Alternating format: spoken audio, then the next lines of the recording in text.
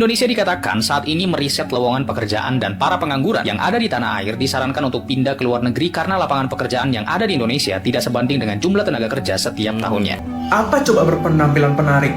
Ada minimal tingginya coba? Lah, emang manajernya berpenampilan menarik, muka kayak biawak aja minta-minta orang berpenampilan menarik. Jadi hantu aja kualifikasinya ada guys. Pria wanita usianya 17 sampai 25 tahun berpenampilan menarik. Hantu loh guys, berpenampilan menarik. Ini gimana ceritanya ya guys?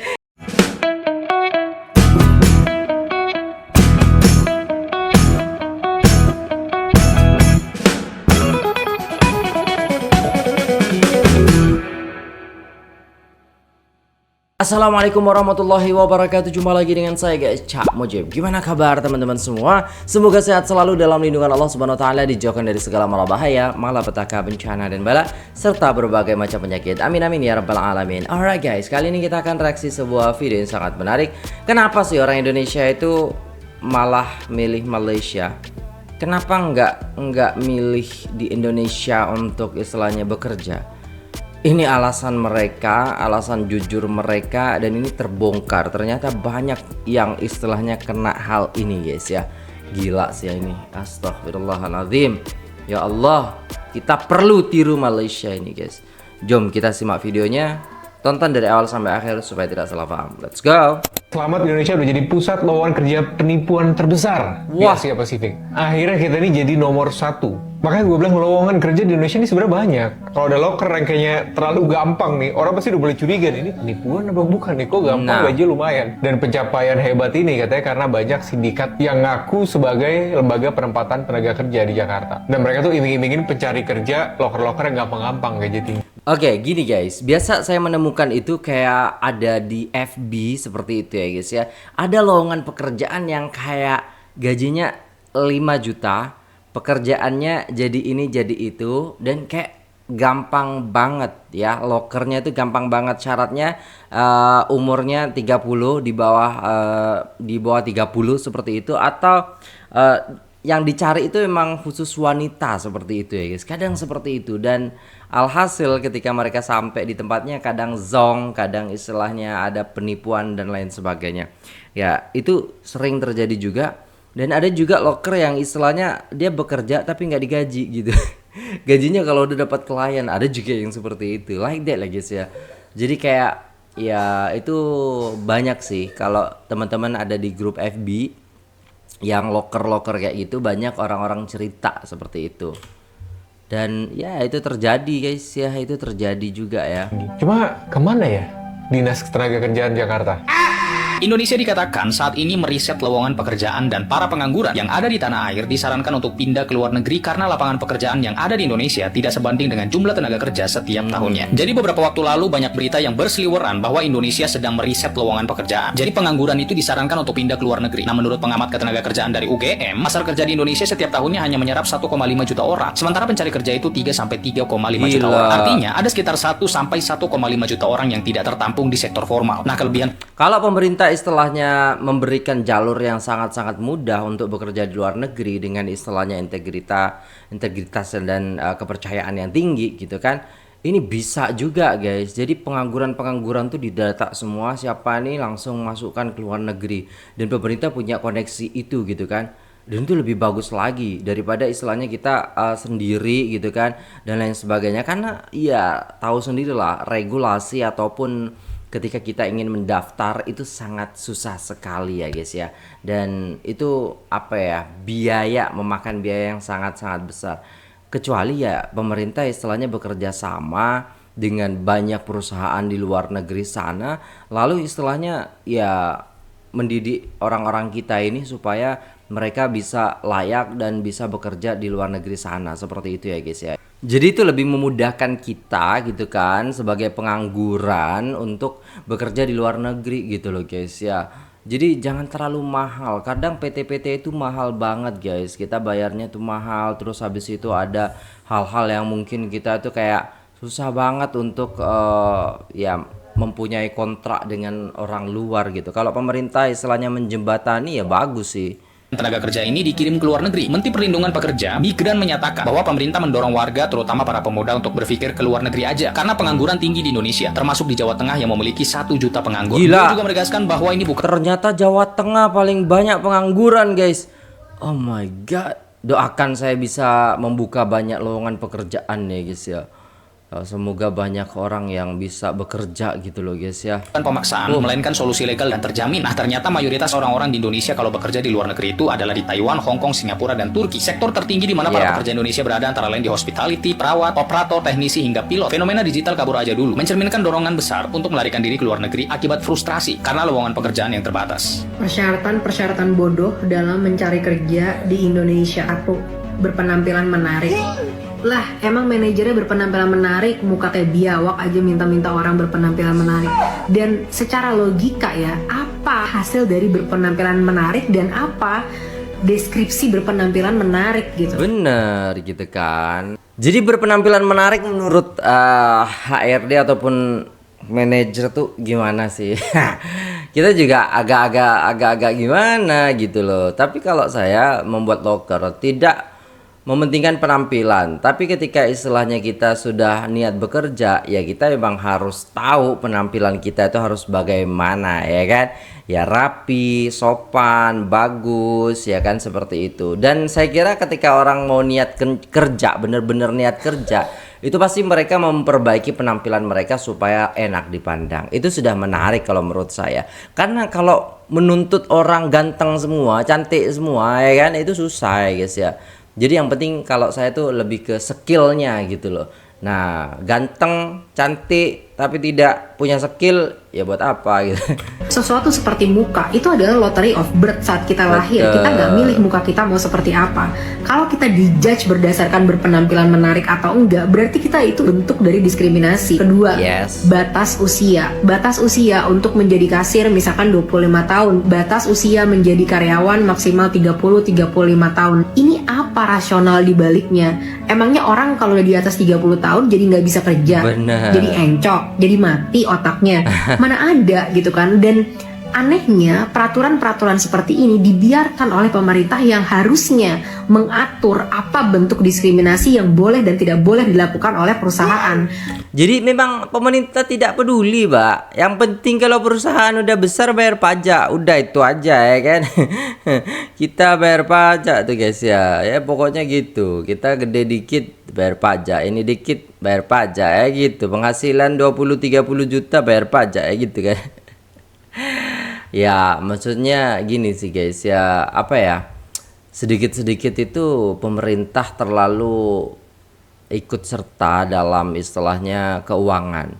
Tapi kalau masalah kebijakan, pemerintah nggak ikut serta, biarin aja rakyat tuh, udah biarin aja gitu kan. Tapi hal-hal yang ini yang menyusahkan orang untuk mencari pekerjaan gitu, sehingga perusahaan-perusahaan itu banyak lokernya itu kayak nggak masuk akal aja.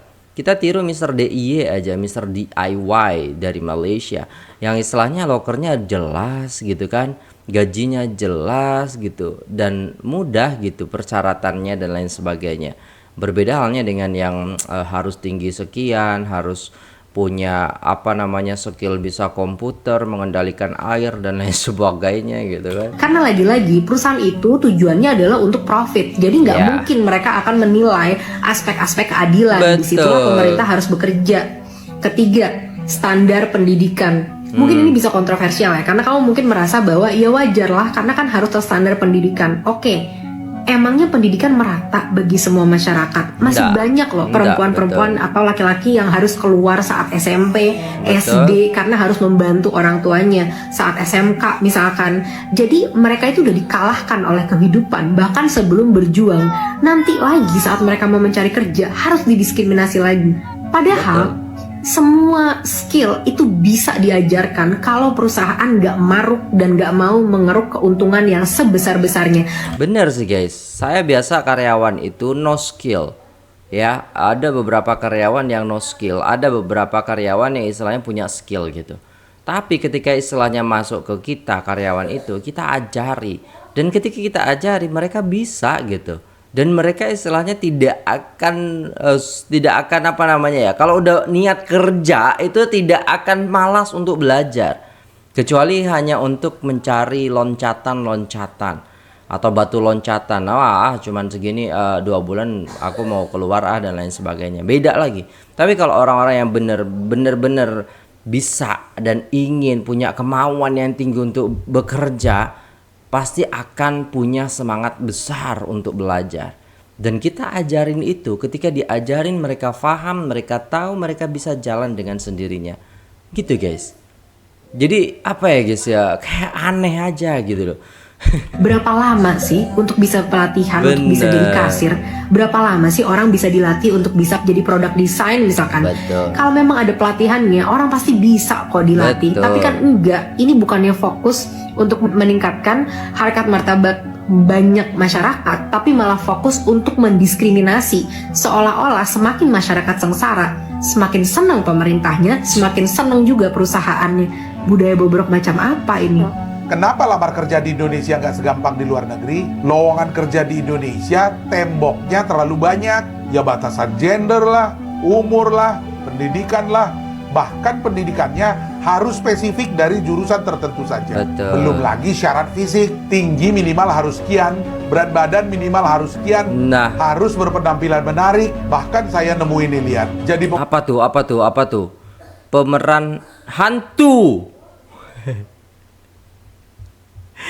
Jadi hantu aja kualifikasinya ada guys. Pria wanita usianya 17 sampai 25 tahun, berpenampilan menarik. Hantu loh guys, berpenampilan menarik. Ini gimana ceritanya ya guys? Gak ada hantu yang cantik. Ada ya guys. Gak tahu. Semua hantu jelek kalau menurut saya guys. Aduh. pemeran hantu aja harus berpenampilan menarik. Dan lowongan pekerjaan di Indonesia itu seringkali bertele-tele dan nggak sesuai dengan bobotnya. Yang saya tahu, lowongan pekerjaan di luar negeri itu straight to the point pada apa yang akan dikerjakan dan sesuai dengan bobot pekerjaan tersebut. Misalnya, lowongan yang dicari adalah seorang video editor. Requirement-nya jelas, yang dicari penguasaan software apa dan job desk-nya sesuai dengan lowongannya. Kalau di sini kan semuanya dicampur adukan. Orang marketing disuruh pegang sosmed lah, orang sosmed disuruh pegang website lah. Nggak heran kan kalau cari kerja di Indonesia itu sulit. By the way, terima kasih kepada Ed Kunanes yang sudah bertanya. Beberapa hal yang buat malas tinggal di Indonesia. Salah satunya ya nyari pekerjaan. Kalau di Indonesia kerja jadi buruh sawit pun harus pakai surat lamaran. Kadang ada minta SKCK, surat ini, surat itu, ribet. Udah kayak gajinya selangit. Padahal kan kalau di Malaysia, kalau mau kerja apa saja lah, kayak kerja sejenis Alfamart atau Indomaret, di Malaysia itu kerja ya tinggal niat aja. Kamu mau kerja, besok masuk, sudah. Nggak ada lagi pakai surat lamaran, ini, itu. Nggak ribet lah pokoknya. Kalau di Indonesia, harus ini, harus itu, minta ini, minta itu. Mending keterima loh. Itu tuh nggak pasti keterima.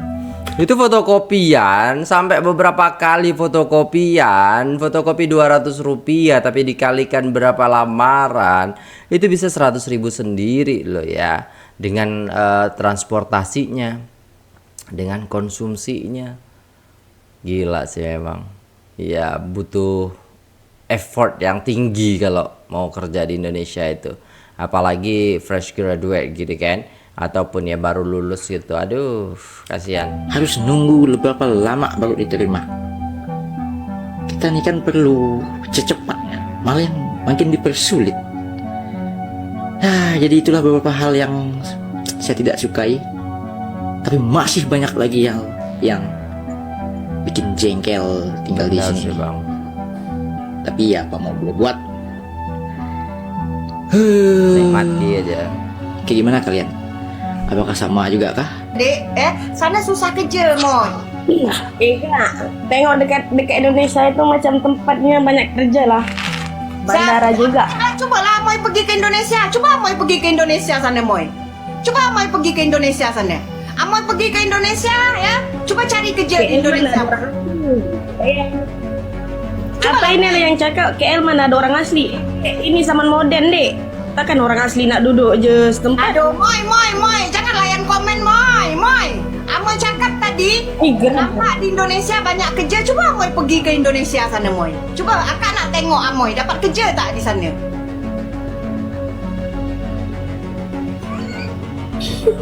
Amoy tahu dari mana, Moy? Kalau akak ni orang Indonesia, Moy. Akak lebih tahu dari Amoy, Kalau di negara akak tu banyak kerja, Moy. Orang Indonesia tak datang ke Malaysia ni, naik tongkang lah secara haram, Moy. Agak sulit untuk menyediakan lapangan kerja kalau tidak banyak investor datang buka bisnes, pabrik, syarikat, servis, perusahaan dan lain-lain. Pemerintah harus bekerja keras bawa investor ke Indonesia. Sebenarnya there is nothing impossible karena yang namanya pemerintah itu mempunyai kuasa penuh. Tetapi masalahnya tidak dengan pemerintahan Indonesia. Kalau ada suatu company atau perusahaan ingin mendirikan usaha di Indonesia, bukannya dipermudah, tetapi dipersulit. Kalau dipersulit, investor asing pun dah takut dah nak mendirikan satu perusahaan atau company di Indonesia. Satu lagi, kebanyakan karakter warga negara Indonesia suka berdemo. Yes, suka berdemo kalau itu yang you demo adalah kebijakan atau aturan-aturan pemerintah yang tidak sesuai, is okay. Tetapi kalau you demo terhadap suatu perusahaan atau kilang atau pabrik di mana you bekerja, bankrupt lah kilang itu, bangkrut lah kilang itu.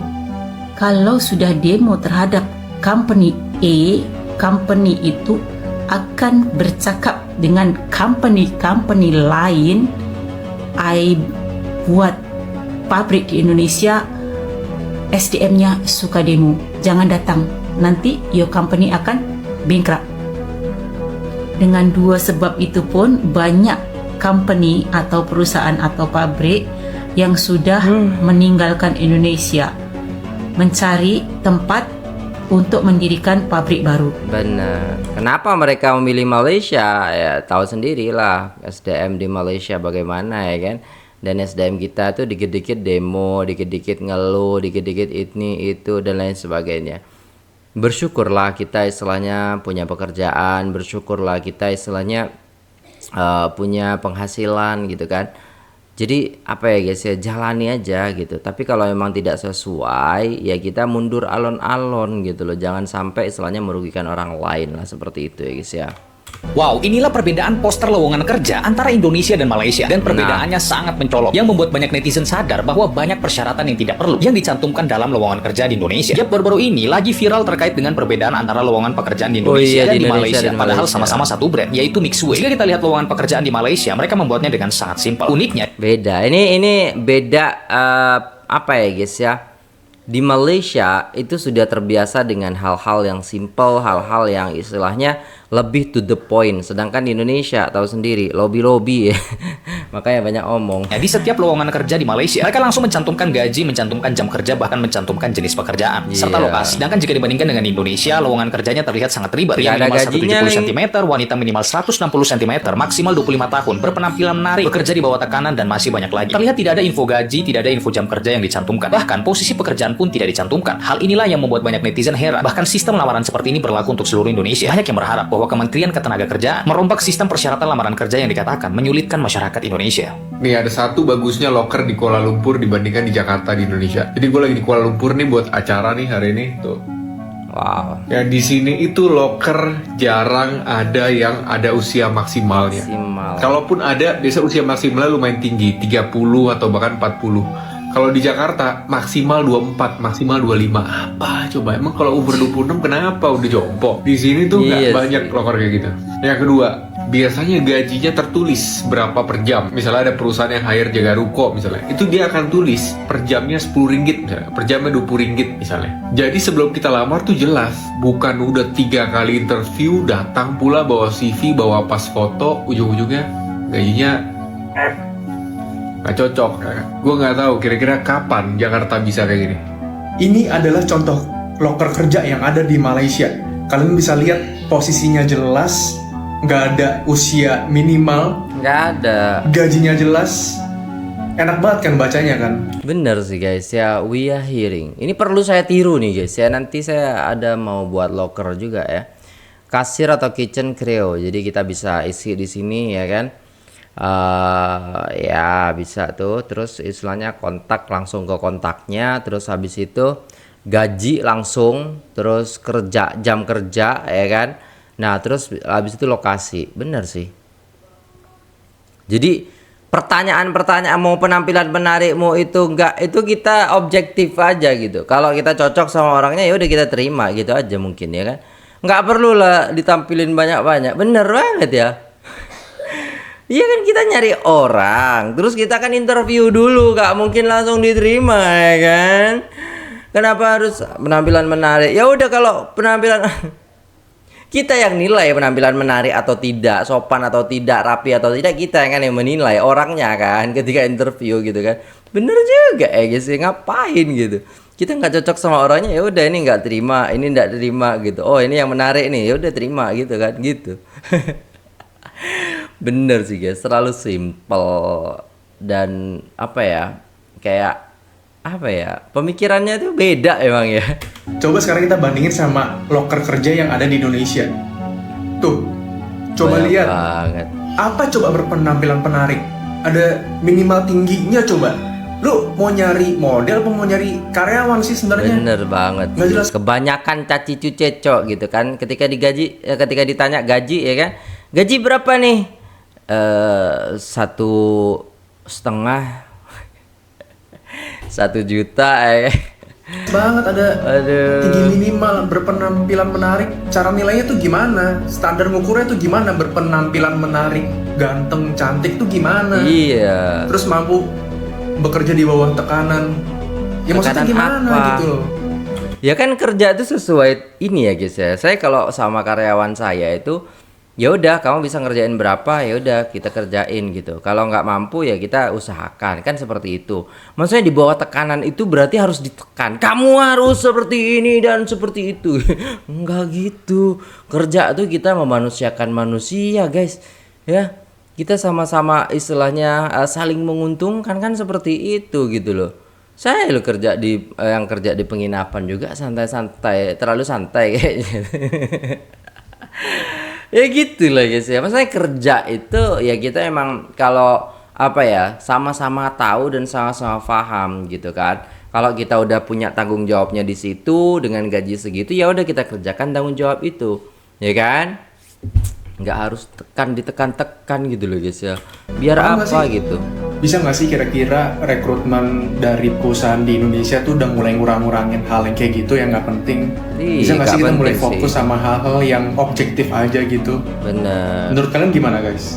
Pernah nggak sih kalian kepikiran kenapa banyak orang Indonesia akhirnya milih kerja di Malaysia? Hai, kenalin, gue Fajrin, ex-budak korporat Malaysia yang udah balik ke Indonesia. Nah, Oke. gue salah satunya, dan ini alasan gue yang mungkin relate banget sama kalian. Awalnya gue ragu, jauh dari keluarga, budaya beda, takut adaptasi susah. Tapi setelah riset, ternyata Malaysia tuh punya banyak peluang kerja, terutama di bidang hospitality, customer service, pelayan, digital marketing, bener. dan juga IT. Nah, buat kalian yang penasaran gimana cara apply kerja di Malaysia secara mandiri dan legal, tinggal klik link yang ada di bio gue aja ya, udah ada semua caranya. Lanjut, yang bikin gue makin yakin adalah gaji dan benefitnya. Memang setiap company itu memberikan gaji dan benefitnya itu berbeda-beda. Tetapi kalau misalnya dihitung semuanya, beda jauh kalau misalnya kerja di Indonesia dengan UMR di Jakarta contohnya. Walaupun dekat sama Indo, standar gaji di Malaysia memang bisa lebih tinggi untuk posisi yang sama. Ditambah lagi biaya hidup nggak seberat negara lain, jadi bisa lebih gampang nabung. Nah, cocok banget nih buat kalian yang suka nabung. Kumpulin pundi-pundi dari kerja di luar negeri untuk bisa dibawa pulang ke Indonesia dan buka bisnis. Terus soal bahasa juga jadi poin plus, karena Malaysia dan Indonesia tuh bahasanya tuh hampir aja mirip. Jadi adaptasi komunikasinya tuh nggak bikin pusing. Gue bisa kerja lebih cepat tanpa harus struggle lama-lama. Dan yang paling bikin gue mantap lagi adalah pengalaman. Bayangin bisa kerja di luar negeri, ketemu orang dari berbagai negara, belajar budaya baru, itu jadi modal berharga banget buat karir kedepannya. Apalagi bisa nambah jadi nilai plus untuk di dalam CV atau resume kalian. kalian. Jadi kalau ada kesempatan, jangan takut coba kerja di luar negeri, apalagi Malaysia yang deket banget sama Indo. Kadang satu keputusan berani bisa bikin hidup kita berubah total loh. Good luck. Jadi dengan bekerja di luar negeri itu bisa merubah kehidupan kita, bisa merubah mindset kita, bisa merubah segalanya gitu kan. Ya apa ya guys ya, kita jangan takut melangkah lah. Kita istilahnya usaha, kita istilahnya kalau emang di tempat kita istilahnya tidak mendapatkan pekerjaan ya kan, maka kita masih banyak bumi Allah yang perlu kita pijak ya kan, seperti itu. Di Malaysia, jadi ojol pendapatannya jelas plus dapat asuransi. Iya, kebijakan ini berlaku setelah Parlemen Malaysia mengesahkan rancangan Undang-Undang Pekerja Gig 2025 atau Gig Worker Bill. Setelah bertahun-tahun para pekerja lepas tidak memiliki perlindungan yang layak, akhirnya kesejahteraan tersebut mulai muncul. Dalam undang-undang ini, perusahaan yang mempekerjakan pekerja lepas seperti perusahaan ojek online wajib menyediakan kontrak yang sangat jelas, termasuk merincikan standar minimum pembayaran untuk para mitra drivernya. Dan perusahaan juga dilarang melakukan praktik-praktik yang merugikan para pekerja, seperti mengubah tarif secara sepihak, menonaktifkan akun mitra sewenang-wenang, dan pembatasan bekerja dengan multi-platform. Dan ya, tidak hanya itu, para mitra driver ini juga berhak mendapatkan asuransi selama bekerja di bawah naungan perusahaan tersebut. Enak banget kan? Enak banget lah. Itu di Malaysia, sedangkan yang demo-demo di Indonesia, tapi yang dapat asuransi, dapat itu semuanya di Malaysia. Begitulah guys, tapi gak apa-apa lah, istilahnya kita bersyukur ya, kita masih bisa bekerja di Indonesia, bisa istilahnya menghasilkan uang di Indonesia gitu kan. Ya perlu kita syukuri, tapi kita istilahnya dalam kehidupan kita ya kan, kita perlu bekerja, perlu istilahnya berusaha supaya kita menjadi orang yang istilahnya bertanggung jawab, seperti itu ya guys ya. Dan dari video ini kita banyak belajar bahwasannya kenapa sih orang Indonesia itu lebih memilih kerja di Malaysia, dan kenapa istilahnya Malaysia itu apa namanya ya, nyaman bagi mereka, dan di Indonesia kok susah banget dapat pekerjaan gitu loh guys ya. Ya ternyata memang di Malaysia itu tidak rumit ya lowongan pekerjaan di sana itu. Ya udah, kalau kamu niat kerja ya udah kerja aja gitu kan, kamu kerja di sini ya gitu kan. Tapi kalau di Indonesia kamu nggak menarik deh ya kan bagi perusahaan, jadi kamu nggak usah lah, kamu tingginya nggak sampai 170 ya kan, nggak usah lah, kamu umurnya 30 sedangkan perusahaan pengennya 24 ya gitulah guys ya, susahnya kerja di Indonesia ini ya kan. Nah banyak persaingan ya. Benda mudah aja nih bro, ini yang dipanggil supply and demands. Di Malaysia, di negara manapun sama aja. Oke, bukan di Malaysia, tapi di negara manapun sama aja katanya.